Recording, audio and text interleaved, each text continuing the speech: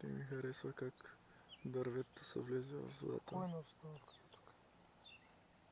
И още се чуят птички, виж колко е часа от деня. И ми харесва с оранжевата. Обаче си студено тук.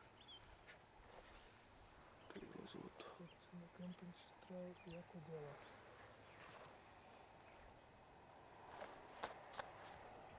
Те с много бръмчат, като влизат.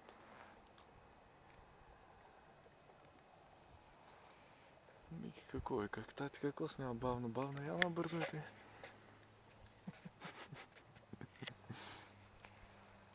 Да видиш с подробност. Защото после като почна да гледаш, беше тук толкова бързо не може да го видя. Така да документираме. Много москито има обаче. Дошли сме от това езеро. Тук е пълно с комари. А по принцип има някакви риби, които ходили върху водата. Ама за сега не са. За сега не ходят. Чакаме някой да прехвърчи, ама не прехвърчи. Чакаме някой да отиде да се разходи и ти. Ма никой не ще се разхожда още. И след малко ние ще се разходим. И ти.